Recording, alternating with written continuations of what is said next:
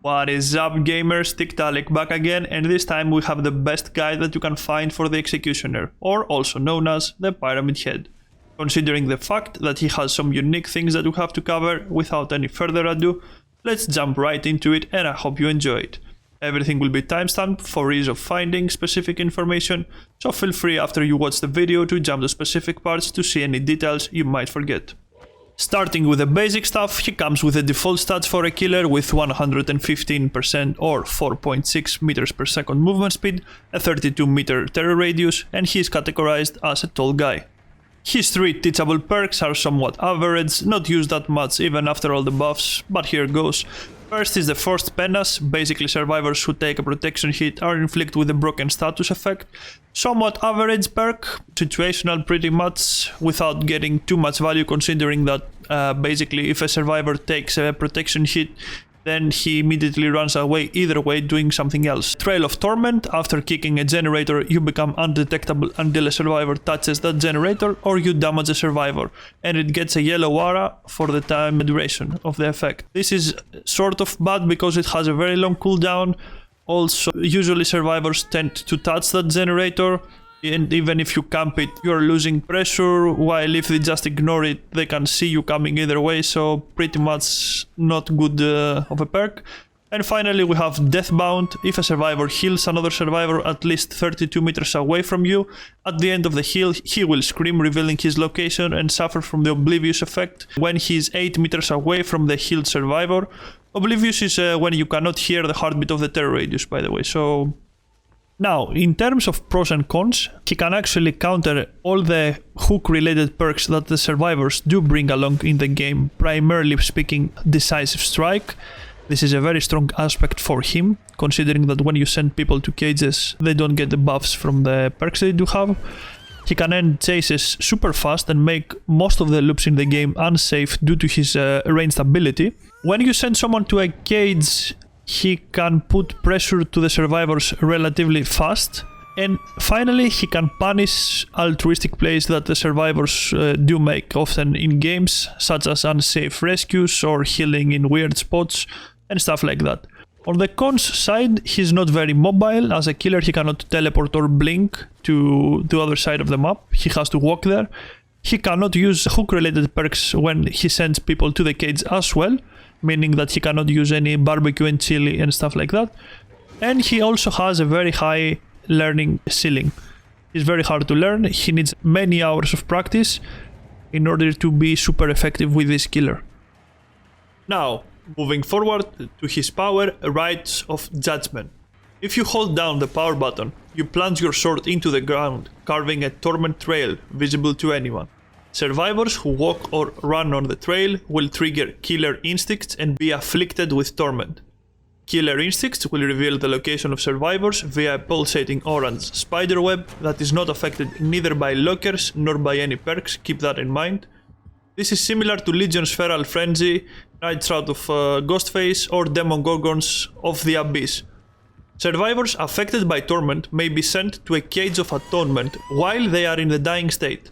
In addition, if a survivor is affected by torment, they have some blooded barbed wire around them, making them easier to spot, so even with Iron Will or Stealth 100, it helps you spot them faster. Cage of Atonement is a special kind of hook that you can send the downed survivors by pressing the active ability button over them. Those cages work similar to the hooks, but do not trigger any hook-related perks, meaning that you don't get information from barbecue and chili. But since it works both ways, neither survivors get Decisive Strike or any other perks as well. Now, Cages of Torment spawn on the furthest point on the map from the killer that is available. Cages share the same spawn points as Freddy's Clocks or Pig's Jigsaw boxes, so a good Pyramid Head will have a general idea of where the survivor will go to, so he can use this as a tool as well.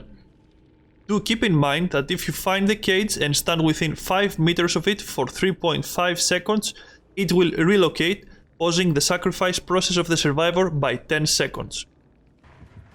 His special attack is Punishment of the Damned. While you are holding the power button during Rites of Judgment, pressing M1 will perform a ranged attack in front of you, damaging survivors in its path. It is 8 meters long, the activation time is 0.25 seconds and will deal damage at the maximum distance in 0.6 seconds, meaning that the further the survivor is, the easier it is for him to dodge and more for you to have to adjust and predict where you aim. Punishment of the Damned can travel downwards if it used on something with gradual decline, such as stairs, but will not travel upwards or above gaps if there is no ground to travel, and it costs 20% of your rights of judgment to use.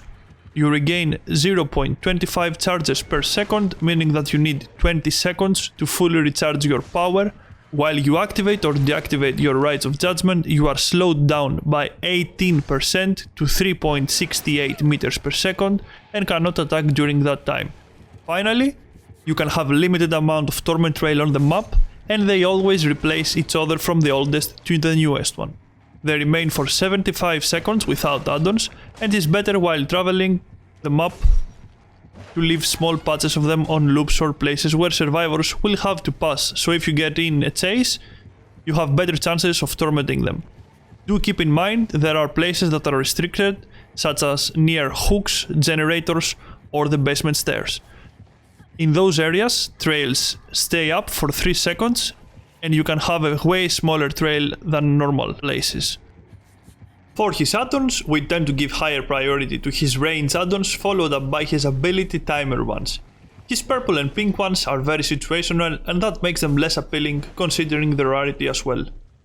We tend to prioritize his range add-ons over the others, since those will have the most impact during your games, followed by the ones that increases your power duration, meaning that they're gonna give you that small bump that you want during a chase. His iridescent seal of Metatron is kind of situational. The best use of it is only when you send someone to a cage to chase any other tormented survivor that is near the cage. If you unhook someone from the cage while he is tormented, he removes the debuff from himself as well. Now, in terms of strategies and gameplay, during the early game you want to pressure the survivors as much as you can, while dropping small patches of your trail near possible points where survivors might pass. With the almost 2-minute duration, if you engage in a chase, you have higher chances of tormenting a survivor. One big choice that you will always have to do is either hooking or caging a survivor.